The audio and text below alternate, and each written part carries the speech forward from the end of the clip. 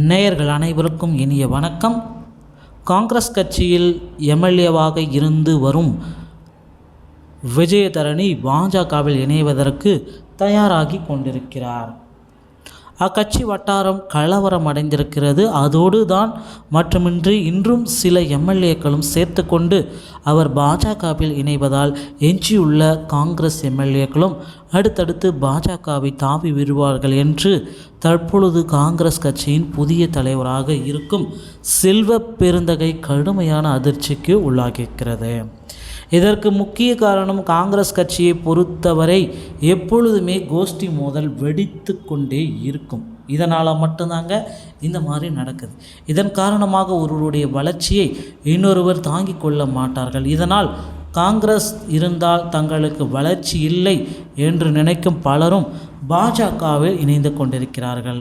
அப்படித்தான் கன்னியாகுமரி மாவட்டம் விளவங்காடு சட்டமன்ற தொகுதியில் 3 முறை போட்டியிட்டு வெற்றி பெற்ற விஜயதாரணி தமிழக காங்கிரஸ் கட்சியில் எதிர்பார்த்த முன்னேற்றம் கிடைக்காததால் தற்பொழுது பாஜகவில் இணைவதற்கு தயாராகிவிட்டார்.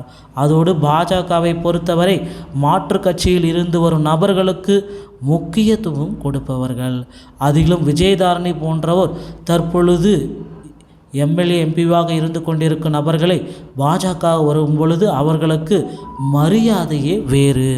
அந்த வகையில் தற்பொழுது டெல்லி பாஜக மேலிடத்தில் பேச்சுவார்த்தை நடத்தி வரும் விஜயதரணி தனது சொந்த மாவட்டமான கன்னியாகுமரி எம்பி தொகுதியில் போட்டியிடுவதற்கு பாஜகவில் கோரிக்கை வைத்திருப்பதாக தகவல்கள் வெளியாகியுள்ளது. குறிப்பாக கடந்த 3 முறை காங்கிரஸ் கட்சி சார்பில் போட்டியிட்டு வெற்றி பெற்றிருக்கும் விஜயதரணி மீது எந்த ஒரு ஊழல் குற்றச்சாட்டுகளும் கிடையாது. அதனால் கன்னியாகுமரி மாவட்டத்தில் அவருக்கென்று ஒரு நல்ல பெயர் இருந்து வருகிறது. அதோடு பாஜகவில் கன்னியாகுமரி தொகுதியில் பொன் ராதாகிருஷ்ணன் தொடர்ந்து போட்டியிட்டு வருகிறார். என்றாலும் அவர் முன்பு போன்று இப்பொழுது ஆக்டிவாக இல்லை. இதனால் இந்த முறை விஜயதரணிக்கு கன்னியாகுமரி எம்பி தொகுதி கண்டிப்பாக கிடைக்கும். பாஜக கொடுப்பதற்கு வாய்ப்புகள் இருக்குது என்ற தகவல்கள் வெளியாகி இருக்கிறதுங்க. அதோடு பாரதிய ஜனதா கட்சியை பொறுத்தவரை கட்சிக்கு உண்மையாகவும் கடுமையாகவும் உழைப்பவர்கள் கைவிட மாட்டார்கள். அப்படிதான் பாஜக தலைவர் அண்ணாமலை மீது கட்சியில் இருந்தும் வெளியிலிருந்தும் எத்தனையோ புகார்கள் சென்ற பொழுதும் அவரது உண்மையான உழைப்புக்கு முக்கியத்துவம் கொடுத்து அவரை தொடர்ந்து தலைவராக வைத்திருப்பதோடு அவர் சொல்லும் கருத்துக்களையும் டெல்லி மேலிடம் ஏற்றுக்கொண்டு வருகிறதுங்க. அதேபோல் அண்ணாமலைக்கு முன்பு தமிழக பாஜக தலைவராக இருந்த எல் முருகன் தேர்தலில் போட்டியிட்டு தோல்வியடைந்த போதும் அவரது மத்திய இணையமைச்சர் ஆகிவிட்டார். அதோடு பல சீனியர்களுக்கு ஆளுநர் பதவி கொடுக்கப்படுகிறது. இதன் காரணமாக காங்கிரஸ் கட்சியில் இருந்து பல முக்கிய தலைவர்களும் பாஜகவில் இணைந்த வண்ணம் உள்ளார்கள். இந்த பட்டியலில் தான் தற்பொழுது தமிழக காங்கிரஸ் கட்சியைச் சேர்ந்த விஜயதரணி எம்எல்ஏ பதவியை உதறிவிட்டு பாஜகவிற்கு வரப்போகிறார். அதனால் அவருக்கு கண்டிப்பாக பாஜகவில் கூடுதல் முக்கியத்துவம் கொடுத்து இந்த முறை கன்னியாகுமரி தொகுதியில் போட்டியிடுவதற்கு அதிக வாய்ப்பு அளிப்பார்கள் என்று தெரிவிக்கப்படுகிறதுங்க. தமிழகத்தில் திமுக, அதிமுக, பாஜக என்ற 3 கூட்டணிகள் வரப்போகிற மக்களவை தேர்தலில் களமிறங்க போகிறாங்க. குறிப்பாக இந்த முறை பாஜக தனி கூட்டணி அமைத்து களத்தில் இறங்குவதால் திமுகவிற்கு தர்ம சங்கடம் ஏற்பட்டிருக்குங்க. காரணம், இதற்கு முன்பு அதிமுக இணைந்து பாஜக தேர்தலை சந்தித்ததால் பாஜகவிற்கு எதிர்ப்பு ஓட்டுகள் அனைத்தும் திமுகவுக்கு கிடைத்தது.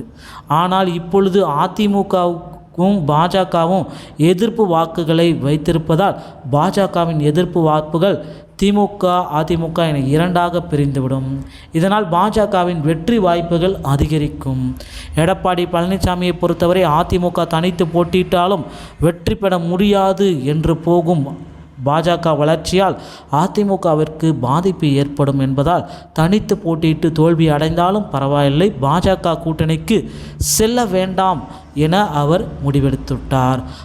அதிமுகவின் இந்த முடிவுதான் தற்பொழுது திமுகவுக்கு சிக்கலை ஏற்படுத்தியிருக்கிறது. யாருமே எதிர்பார்க்காத வகையில் பாஜக கூட்டணி கூடுதலான தொகுதிகளில் வெற்றி பெற்றுவிட்டால் எதிர்காலத்தில் இன்னும் அழுத்தமாக தமிழகத்தில் காலூன்றி விடுவார்கள்.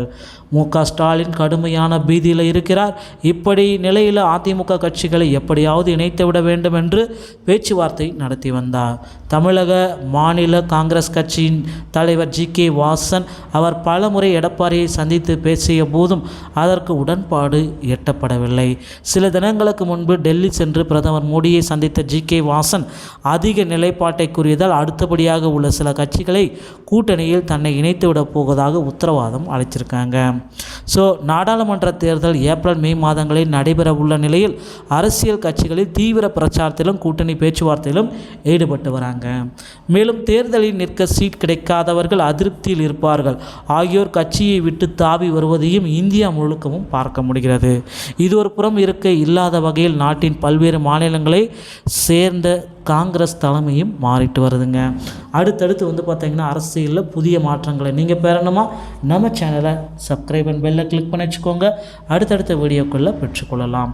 நன்றி, வணக்கம். அடுத்த வீடியோவில் சந்திக்கிறேன்.